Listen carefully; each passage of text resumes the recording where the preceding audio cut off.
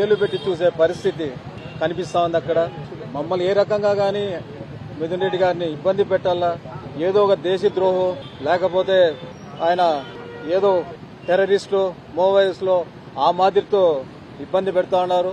ఇది వాస్తవంగా చంద్రబాబు నాయుడుకి గాని వాళ్ళ కుమారుడికి గాని ఈ ప్రభుత్వానికి గాని మంచిది కాదని కూడా తెలియజేస్తా ఉన్నాం. చంద్రబాబు నాయుడు ఉద్దేశం ఏమంటే పెద్దిరెడ్డి ఫ్యామిలీని ఏడిపించాలా, వాళ్ళు ఏడుస్తా ఉంటే మేము చూస్తా ఉండాలా అనే ఒక ఆనందంతో ఆయన ఊగిలాడుతా ఉన్నాడు. ఇబ్బంది పెడతా ఉన్నారు.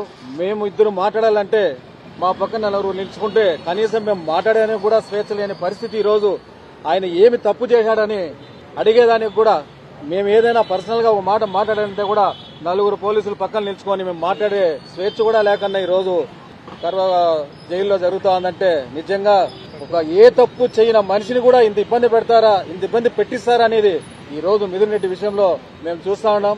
కుటుంబ సభ్యులుగా ఎంత బాధపడుతున్నాం అనేది మాకే తెలుసు. ఇలాంటి శత్రువుకు కూడా ఇలాంటి పరిస్థితి రాకూడదని అనుకునే వాళ్ళం మేము. ఏ రోజు మా వల్ల ఏ మనిషి కానీ ఇబ్బంది పడిన వాళ్ళు లేరు. కష్టంతో పైకి వచ్చినాం. ఈ రోజు దీంట్లో ఉన్నామంటే మేమందరం కూడా కష్టపడుకొని పైకి వచ్చినాం. ఇప్పుడున్న చంద్రబాబు నాయుడు గాని వాళ్ళ కుమారుడు గాని ఎవరున్నా గాని వాళ్ళ మాతో మోసాలు పాపాలు ఇవన్నీ చేసింటే మేము కూడా వాళ్ళకన్నా గొప్పగా ఉండేవాళ్ళం.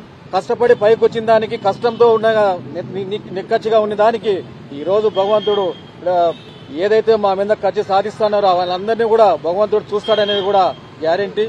ఏదేమైనా ఇలాంటి కేసులు పెట్టి ప్రజల్ని దొంగదావ పట్టించడం మంచి పద్ధతి కాదని కూడా ప్రభుత్వాన్ని తెలియజేస్తా ఉన్నా.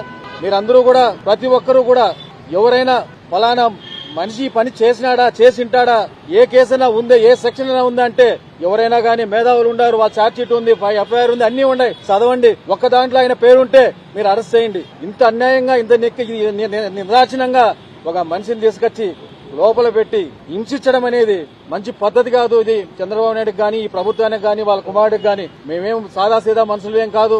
మేము కూడా మీకన్నా ఎక్కువ కష్టపడి అన్నిట్లోన మీకన్నా ముందు నుంచి కూడా మేము కాంట్రాక్టర్లుగా అన్ని చేసి పైకి వచ్చిన వాళ్ళం. మీ మారితో దొంగదా వల్ల మేము పైకి వచ్చిన వాళ్ళం కాదు.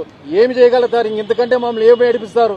ఒక మనిషికి స్వేచ్ఛ కూడా లేదా? నువ్వు మటుకు లోపల ఉన్నప్పుడు మీ మీడియా అంతా ఏం చెప్పింది? దోమలు ఎత్తుకొని వచ్చి కూడా ఆయన మీద వదిలినారు. అది ఇది కావాల్సిన కథలు చెప్పి కన్ను బాగాలేదని ఆపరేషన్ చేసుకోవాలని వెళ్ళిపోయినావు.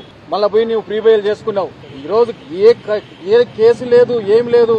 ఇప్పుడైనా మేధావులు ఉన్నారు, లాయర్లు ఉన్నారు, అందరూ కూడా ఛార్జ్ షీట్ చూడొచ్చు, ఎఫ్ఐఆర్ చూడొచ్చు, ఏ పేరు ఉంది ఆయనకు, ఏ సెక్షన్ మీద ఆయన అరెస్ట్ చేశారనే కూడా మీరు అందరూ కూడా చూస్తూ ఉంటారు. ప్రభుత్వం ఏ రకంగా చేయాలి ఆ రకంగా చేయాలి కానీ ప్రతిదీ మేము కోర్టు నుంచి ఆర్డర్ తెచ్చుకుంటే కూడా ఈ ఆర్డర్ మాకు రాలేదు, ఆడ ఇంప్లిమెంట్ కాలేదు, మాకు చేరలేదు, పట్టలేదని వీళ్ళు మాట్లాడుతూ ఉంటే చాలా బాధాకరంగా ఉంది. మాదిరితో చేయడం చంద్రబాబు నాయుడు గానీ వాళ్ళ కుమారుని తగదు. ఏ పరిస్థితి నీకు కూడా వస్తుంది, భగవంతుడు చూస్తాడు. ఖచ్చితంగా దీనికి వడ్డీగా 10 రెట్లు కూడా చేసే పరిస్థితి ఉంటుంది. ఫస్ట్ నుంచి కూడా చంద్రబాబు నాయుడు ప్రభుత్వం వచ్చిన నుంచి మదనపల్లి 4 పేపర్లు కాల్చి ఇమీడియట్ గా డీజీకి ఫోన్ చేసి హెలికాప్టర్ లో మదనపల్లికి పంపించినారు. ఏదో ఒక కేసు పెట్టాలి, పెద్దిరెడ్డి రామచంద్రారెడ్డి అరెస్ట్ చేయాలి. ఏమన్నా దొరికిందా అండి?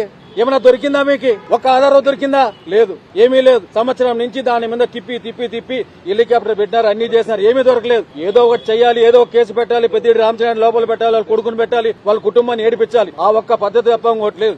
ఏమైపోయిందని నువ్వు హెలికాప్టర్ పోయినా మీ డీజీ పోయినాడు, ఏమైందో మదనపల్లి కేసు ఎందుకు చేయలేకపోయినారు? ఎందుకు బయట తీయలేకపోయినారు? ఇది కూడా అలాంటిది ఏదో ఒకటి పెట్టాలని మమ్మల్ని ఇబ్బంది పెట్టాలని ఉద్దేశం తప్ప ఇంకోటి లేనే లేదు.